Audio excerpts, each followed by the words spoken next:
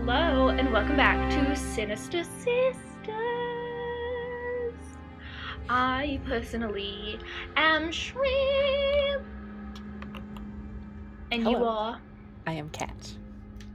And you are Do.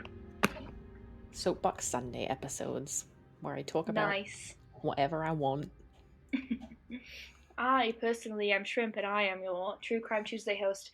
And it is today True Crime Tuesday. How exciting is Yay. that?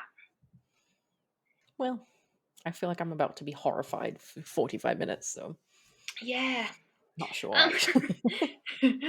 This season on Sinister Sisters, we are talking about people who kill in pairs. So we're talking about devious duos. Today we're going to talk about the Ken and Barbie killers, or Ooh. Paul Bernardo and Karla Homolka. Have you heard of this case before? I have heard of this one, yeah. I don't know if I know all of the details, but I know some about it, for once. Well, we're gonna go right into it, didn't we? I forgot to put content warnings for this, but I know that there's kidnapping, there's rape, there's murder, there's abuse of a corpse, a bunch of gross stuff. And so if you feel like you would like to click off of this one, then please do. My feelings will not be hurt. Indeed. However, I do need to tell you about our Instagram, which is sinistersisters.podcast. Our YouTube channel, which is Sinister Sisters Podcast. We are also on TikTok at Sinister Sisters Podcast, and you can also email us at sinistersisтерspod@gmail.com. We have case request forms in the various areas in the bios and the descriptions and the episode notes, and here you can tell us what you'd like to see from us for either Soapbox or True Crime Tuesdays. Crime. Also, if you're waiting to submit a case for True Crime Tuesdays that doesn't match the season theme, don't wait. Just tell me about it. Yeah, we love it. Okay, let's get into the Ken and Barbie killers, which is our Canadian connection for this season so far. I don't think we've done anybody else Canadian yet. Just that one guy who fled to Canada briefly, and yeah, but that was brief. That was last week. Yeah, and that was briefly in Canada. This is full-time Canada. Full-time Canada. So, okay. We've got Karla Leanne Homolka was born on May 4th, 1970 in Mississauga, Ontario, Canada, to Karel and Dorothy Homolka. She was the eldest of 3 daughters, and her sisters were called Laurie and Tammy. The family lived in St. Catharines in Ontario. During her childhood, it was said that she often witnessed her father getting drunk and fighting with her mother, leaving the 3 girls to comfort themselves and each other. Because she was the oldest, a lot of this responsibility fell to Karla. As a child, she was known for her love of animals, as well as the Hardy Boys and Nancy Drew series of novels. Although she claimed to love animals so much, a close friend of hers alleges that Karla threw her hamster out the window, resulting in the hamster's death. That cannot be confirmed or denied either way, so that's grain of salt. Yes. In her teens, she took up a job at a pet store and worked there, through high school. She was a nonconformist in high school, especially when it came to fashion, and she worked hard to give the impression that she did not care what other people thought of her. She enjoyed scaring her friends, holding seances, and bragging about her sex life with her then boyfriend Doug. Oh. Yeah, just casual. Casual conversations. She met Paul Bernardo at a convention in Toronto when she was 17 years old and he was 23. They bonded over their sexual sadomasochist desires and were thick as thieves from that day onwards. She is said to have an IQ of 132, so that's pretty smart. All in all, she had a relatively normal childhood, didn't really show signs of what she would eventually become. The same cannot really be said for Kenneth. Paul Bernardo. His middle name's Kenneth. Paul Kenneth Bernardo, was born August 27th, 1964, to Marilyn and Kenneth Bernardo. He has two siblings, and the family was relatively wealthy, as Kenneth worked as an accountant. And not like a spicy accountant, an actual accountant. I have a full-time job as an accountant. The family was, unfortunately, very dysfunctional. Kenneth was said to have been abusive to his wife from very early on in their marriage, and Marilyn had numerous affairs, one of which Paul was actually the product of. Kenneth Bernardo tolerated this affair and listed himself as Paul's bio father on his birth certificate, and Paul didn't know about his true parentage until he was 16, and at this time the attitude that he had toward his mother changed, but we'll get into that in a little bit, because in 1975, Kenneth Bernardo, the father, was charged with child molestation, and he was thought to have been abusing his own daughters as well. The family just in general is not really vibing. Yeah. Marilyn apparently became very depressed over her husband's actions and withdrew from family life completely, moving into the basement of their Scarborough home. Scarborough's in Ontario. Following an argument between his parents when Bernardo was 16, his mother told him of his actual parentage. Apparently he was repulsed, and he began to openly call his mother a slob and a whore. And basically he followed in his father's footsteps here and started to openly, verbally abuse his mother. After graduating from high school, Paul worked for an MLM called Amway and used their sales culture with his friends to pick up women at bars. Apparently, it was relatively successful, and by the time Paul started to attend the University of Toronto Scarborough, he already enjoyed beating up his girlfriends and humiliating women in public at every single chance that he got. Fuck. He met Carla in October of 1987, and she allegedly encouraged his icky behavior towards women, which is one of the reasons that he liked her and saw her as a potential partner instead of just plaything. Basically. Gross. So, starting in May of 1987, the suburb of Scarborough was plagued by a series of horrific crimes. In the early hours of May 4th, 1987, a young woman getting off the bus was grabbed and brutally raped near her parents' home. Over the next week alone, there would be 2 more similar assaults. The women were all between the ages of 15 and 21, and the attacks all included beatings, intense verbal abuse, and dire threats to discourage victims from going to the police, which led to authorities to conclude that they had all been perpetuated by the same man, whom the newspapers quickly dubbed the Scarborough Rapist. Spoiler, the Scarborough Rapist is Paul Bernardo. And a couple of his victims managed to fight him off, and Bernardo was actually questioned by the police twice, but he was never named as an official suspect.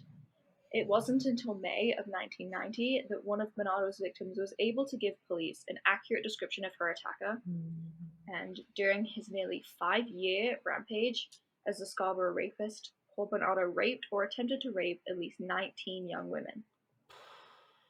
Jesus.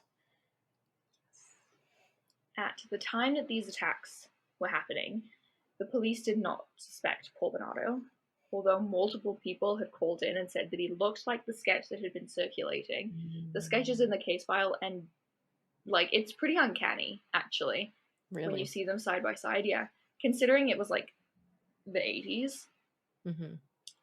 And these women were seeing him in a very, like, tense situation. The sketch was really good. After getting these tips from quite a few different people, the detectives decided to interview Bernardo. This interview took place on November 20th, 1990, and lasted 35 minutes, and Bernardo voluntarily gave samples for forensic testing. When the detectives asked Bernardo why he thought he was being investigated for the rapes, he admitted that he did resemble the composite sketch. The detectives concluded that such a well-educated, well-adjusted, congenial young man couldn't be responsible for the vicious crimes. He was, quote, far more credible than Alex Smirnis, who was someone who called in was a friend of Paul Bernardo's and called in that he looked like the sketch. He was, quote, far more credible than Alex Smirnis, who, with his awkward, strange way of speaking, might just be trying to collect the reward, end quote. Paul Bernardo was released the following day. At the time in Ontario, there was one forensic scientist who would test DNA against samples like this, so Paul's DNA was not tested at this time. They had DNA samples from the crime scenes. They had Paul's DNA that he had voluntarily given. They did not test it. What the fuck? Yeah.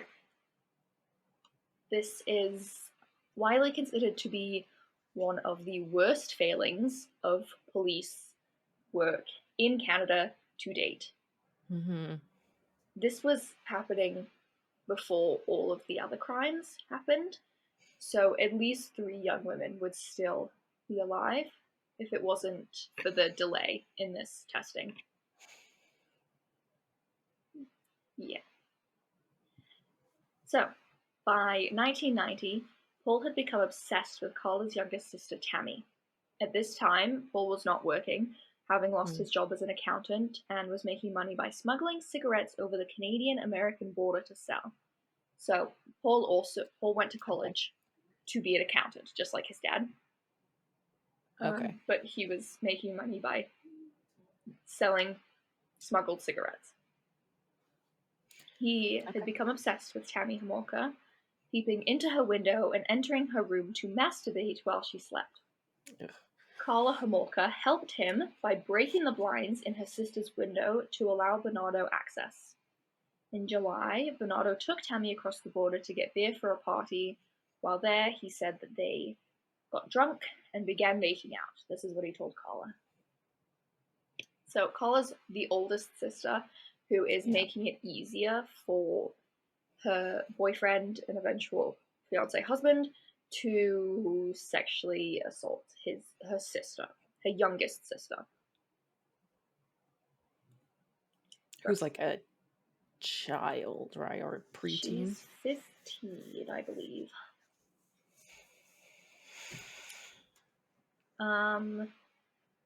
So, over the course of the summer, according to Bernardo's testimony, at his trial on July 24th, Karla Homolka laced spaghetti sauce with crushed Valium she had stolen from her employer, Martindale Animal Clinic. She served dinner to her sister, who soon lost consciousness.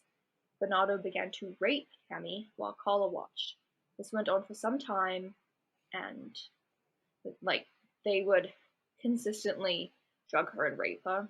And while this was happening to poor Tammy, Karla and Paul got engaged, and Paul moved in to the Homolka home. Fuck.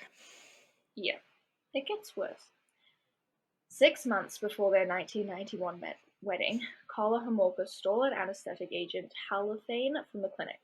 On December 23rd, 1990, Homolka and Bernardo administered sleeping pills to the 15-year-old Tammy in a rum and eggnog cocktail.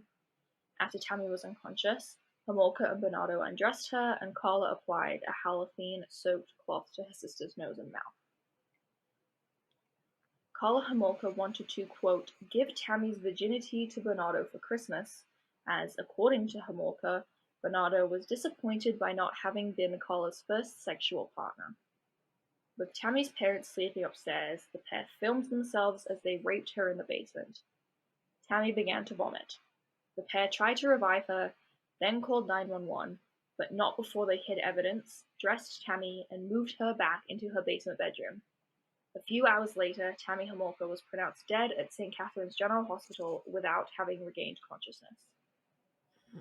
Despite the pair's behavior, vacuuming and washing laundry in the middle of the night, and despite the presence of a chemical burn on Tammy's face, Niagara Regional Coroner and the Homolka family accepted the pair's version of events. The official cause of Tammy Homolka's death was accidental, choking on her vomit after consumption of alcohol. The pair subsequently filmed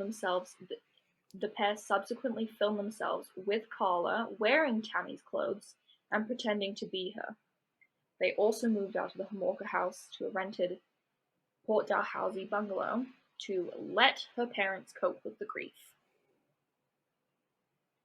I hate this. Yes. That's Really horrid. icky. Yeah, they killed Carla's sister. I suppose you could say that that was probably an accidental murder. Like, they were drugging her, they were raping her, they did put this thing over her mouth, but I suppose you could argue that they didn't really want her to die, and that she did actually choke on her vomit. Right. But then to dress up like her and Yeah. pretend to be her, there's some That's sick. very disturbing videos online of these videotapes that Paul and Carla took of themselves, and it is so weird. So weird. Don't watch them if you're in like any sort of fragile headspace, because it's gross to know like what they did. Yeah. So that is not their only victim, unfortunately, because on June 7th, 1991, Carla invited a work friend that she had known for 2 years over to her home for a girls' night. Here, Carla and Paul plied her with alcohol laced with halcyon, which is used to treat insomnia. Carla called this Paul's surprise wedding gift. The victim did not want her identity to be released, so it's protected by law, and she's known as Jane Doe. After Jane Doe lost consciousness, Homolka called Bernardo to tell him his surprise wedding gift was ready. They undressed the girl, and Bernardo videotaped Homolka as she raped the girl before Bernardo vaginally and anally penetrated her. The next morning, the teenager was nauseous, and she believed her vomiting was due to having drunk alcohol for the first time, and she did not realize that she had been violated. Oh no. Yeah. Early in the morning, on June 15th, in 1991, Bernardo took a detour through Burlington, halfway between Toronto and St. Catharines, to steal license plates, when he found Leslie Mahaffey. The 14-year-old had missed her curfew after attending a funeral and was locked out of her house and had been unable to find anyone with whom she could stay with overnight. I guess she had been missing her curfew quite a bit, and her parents had always let her in, obviously. And the day that they think, we keep letting her in, she's going to keep missing it, is the day that she met Paul Bernardo. Oh my god. So, Bernardo approached her and told her that he was looking to break into a neighbor's house. Unfazed, she asked if he had any cigarettes. As Bernardo led her to his car, he blindfolded her, forced her into the vehicle, and drove her to Port Dalhousie, where he informed Homolka that they had a playmate. Bernardo and Homolka subsequently videotaped themselves torturing and sexually abusing Mahaffey, all while listening to Bob Marley and David Bowie. At one point, Bernardo said, quote, "You're doing a good job, Leslie, a damned good job." Then he said, quote, "The next 2 hours are going to determine what I do to you. Right now, your scoring is perfect." On another segment of tape played at Bernardo's trial, the assault escalated. Mahaffey cried out in pain and begged Bernardo to stop. In the Crown description of the scene, he was sodomizing her while her hands were bound with twine. Later, Mahaffey told Bernardo that her blindfold seemed to be slipping, an ominous development as it signaled a possibility that she might be able to identify both her tormentors if she was permitted to live. Yeah. The following day, Bernardo claimed Homolka fed her a lethal dose of halcyon. Homolka claimed that instead Bernardo strangled her. The pair put her body into their basement, and this is where she lay while Carla and Paul hosted Carla's family for a Father's Day meal. After the Homolkas and their one remaining daughter, Lori, had left, Bernardo and Homolka decided the best way to dispose of the evidence would be to dismember Leslie Mahaffey and encase each piece in cement. Bernardo bought a dozen bags of cement at a hardware store the following day. He kept the receipts, which would prove damning at his trial. Bernardo and Homolka then made numerous trips to dump the cement blocks in Lake Gibson, which was 18 kilometers south of Port Dalhousie. Dalhousie? Hate I that think word. so, yeah. At least one of the blocks weighed 200 pounds and proved beyond the pair's patience or abilities to sink. It rested near the shore, where a father and son on a fishing expedition discovered it on June 29th, 1991. Also happening on June 29th, 1991, was Carla and Paul's wedding. Their victim, was discovered the day they were getting married. Wow. Yes.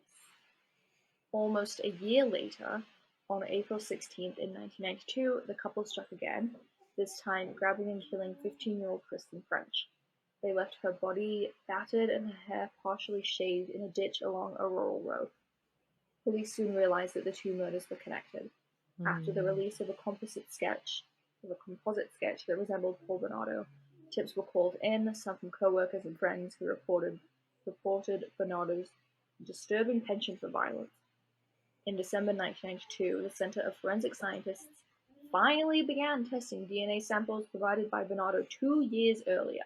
Jeez. On the 27th of December, he severely beat Karla Homolka on the limbs, head, and face with a flashlight. Claiming that she had been in an automobile accident, the severely bruised Homolka returned to work on 4th of January 1993. Her skeptical co-workers called her parents, and although they rescued her the following day by physically removing her from the house, Homolka went back in, frantically searching for something. Her parents took her to St. Catherine's General Hospital, where she gave a statement to the police that she was a battered spouse and filed charges against Bernardo. He was arrested and later released on his own recognizance. 26 months after Bernardo submitted a DNA sample, Toronto police were informed that it matched that of the Scarborough Rapist and immediately placed him under 24-hour surveillance. Metro Toronto Sexual Assault Squad investigators interviewed Homolka on February 9, 1993. Despite hearing their suspicions about Bernardo, Homolka focused on his abuse of her. Later that night, she told her aunt and uncle that Bernardo was the Scarborough Rapist, that she and Bernardo were involved in the rape and murder of Mahaffey and French, and that the rapes were recorded on videotape. The police reopened its investigation of Tammy Homolka's death, and were investigating that when Ken Murray, who was Paul Bernardo's lawyer, found the videotapes and did an illegal by keeping them quiet. He did not submit these as evidence. Holy shit. Which led to one of the second most controversial lawmaker moves in this case, because Carla played the card that she was a battered spouse and Paul was responsible for everything. This led to the government giving Carla a plea deal. She was the majority of the case against Paul, and they hadn't seen the tapes yet. She accepted the plea deal and was sentenced to 12 years for 2 counts of manslaughter. Carla's preliminary trial was predicted by a publication ban, so nothing came out either until afterwards. Oh my god. Bernardo was tried for the murders of French and Mahaffey in 1995, and his trial included detailed testimony from Homolka and videotapes. So the people found out that the lawyer had been hiding these tapes, so he was removed from the case. He did not face, well, he faced criminal charges, but he was found not guilty for some fucking reason.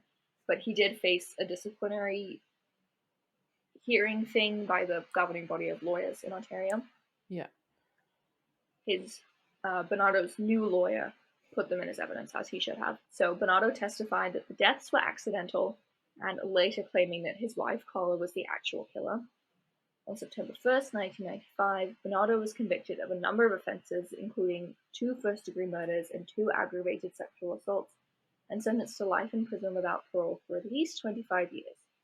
He was also designated as a dangerous offender, making him unlikely to ever be released. So in Canada, England, and Wales, and other parts of the world, certain convicted persons may be designated as dangerous offenders and subject to a longer or indefinite term in order to protect the public. Yeah. It's kind of like on Her Majesty's will or whatever. His Majesty's will, I guess now. Yeah. Okay. So Carla's plea deal obviously was criticized by many Canadians, as the video showed that she was much more of a willing participant than she had originally claimed to be. Prosecutors said that they never would have agreed to the plea bargain if they had seen the tapes. So because Paul's lawyer had withheld them, probably to protect Paul, basically Carla really got nothing. No Yeah. justice. Because 12 years for manslaughter is what she went for. Yeah. And for everything that she did. Yeah, and also because she went for manslaughter, there was certain things that she didn't have to do. I can't remember what it was, but like I read that because Well, she she went, wouldn't be on the sex offender registry to start with, which they probably yeah, would have put her on. yeah, and also something about parole. Or Oh, I can no, see it that. was not commuting this, pardoning the sentence. You're allowed to apply every certain amount of time for crimes other than murder. So because she went for manslaughter, she's allowed to apply to get it pardoned. Oh, fuck. Yeah. So then she would have no criminal record. Yeah. It's terrible. Bernardo was kept in a segregated unit at Kingston Penitentiary and was attacked a few times by other inmates. He was kept in a segregated unit for his own safety. Once in June of 1999, 5 other inmates tried to storm his segregation range, and a riot squad had to use tear gas to disperse them. Wow. Yeah. While in prison, he has admitted to at least another 10 rapes. He also self-published a book on Amazon, which was super violent and was 631 pages. Apparently it was fictional. It was very gross. It became a bestseller very quickly, but it Of was course. removed from the site after a very public outcry. Yeah. Yeah. He's applied for parole a few times and been denied every time. And he also scored a 35 out of 40 on the psychopathy checklist, which is defined as clinical psychopathy.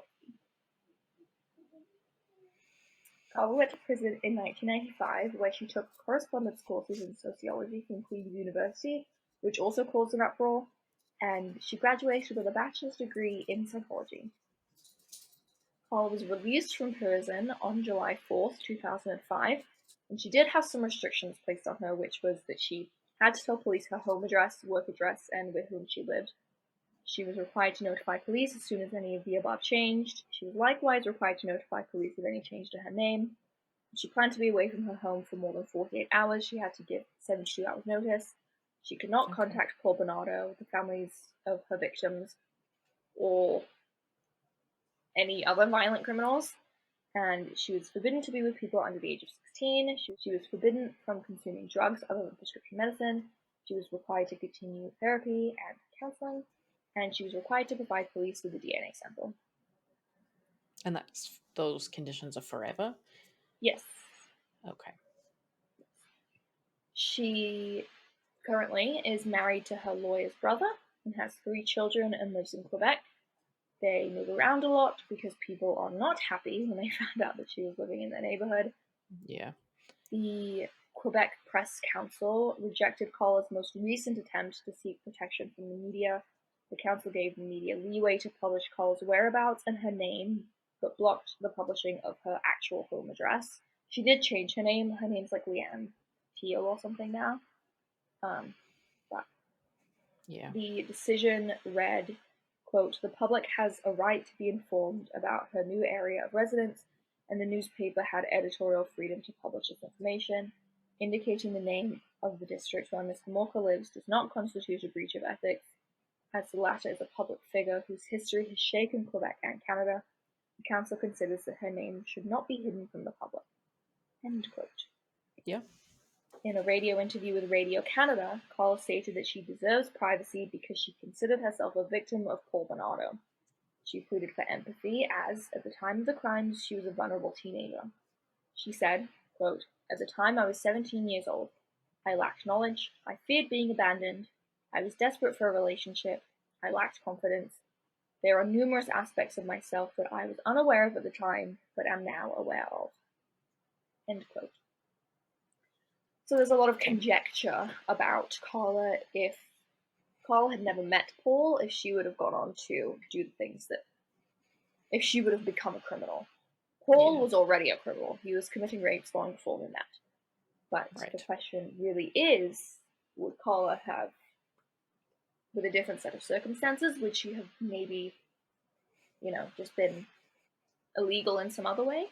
Or would she have just lived her life more regularly? And we'll never know. Yeah, we'll never know. Very gross. This is a case that was shocking for Canadians and kind of the North America, sure. I think a lot of people were very disgusted at the treatment of Tammy. Yeah. I think that's the worst part. It's all pretty fucking bad, but yeah. It's all pretty bad, but just, I can't imagine doing that. Well, I can't imagine doing that to anybody. But it just seems even worse to somebody that you should love unconditionally. You know what I mean? Yeah. If I had a boyfriend that was like, hey, can I rape your sister? I'd be like, 911? What the fuck? Literally, yeah. Wouldn't be like, let me think about it, Paul. Yeah. I actually feel mildly nauseous after listening to that, so. It's very gross. Also, though, there are people that defend Carla's actions and believe that she was indeed a battered woman, which there is proof to say that she was beaten at least once by him. Yeah. It's impossible to know. Yeah. Right. Only she and he know the true story, really. And I think, I don't know. I personally was a battered woman. And I'm pretty sure if he was like, hey, I'm going to rape your sister, I'd be like, no. Yeah, kind of like a wake up. Yeah. Call. I don't want to phrase it that way, but like a snap. Yeah. Because I think as a battered person, you blame yourself. But then if you're like, but my sister has done nothing, yet you still, like, what the fuck? You know? Yeah. Yeah, it's not about you anymore. Yeah. However, though, he's pretty tame compared to Paul Bernardo. So. Right. I can sort of empathize, but I can't put myself directly in her shoes. So. Yeah. I don't know. Probably never know. Last week, we talked about wanting to know, or wanting Christopher Buono back so that we could see why he committed the murder-suicide of his grandmother. And before that, we talked about wanting to delve into Leonard Lake and Charles Ng's dynamic a little more. I would like to be able to dive into these two. Yeah. Like, get to know, like, be there, like a fly on. Well, I don't want to be there, but like, know. Yeah. And not from either of their perspectives, like, know actually what was happening. Objectively what was happening, yeah. Yeah. They're both still alive. Mm. Carla's just chilling, unfortunately. One of the worst plea deals in history. Literally, yeah. Yeah, she played that very well. Yeah, very calculating. Yes, she got ahead of it. Yes, and she would have known the videos existed, right? So she did, yeah. Because they were found under, like, you know those lights? How they, like, screw off and then it's, like, in the ceiling? Oh, yeah. They were found there, and Bernardo's lawyer found them because Paul told him where they were. So there was an idea that Carla already knew. And she knew that they hadn't been found, but she knew that they were there. And so she got ahead of it. She went to the police. She told them that she was this battered woman. That she knew what he was doing. She knew that Paul was a Scarborough Rapist, which of course stands against him. Yeah. Because she's saying this guy's murdering people, and also he's been raping people since way before I knew him. You know? Yeah. Yeah. Very interesting. I would like to know their dynamic much more in depth. Yeah. I would also like to flambe them for the amount of course. hurt that they have caused. Yeah. And yeah.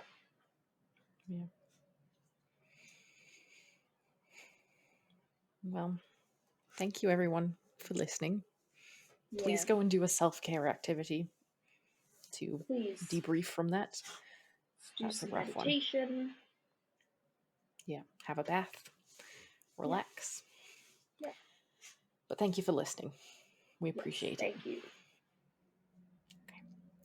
Bye. Bye.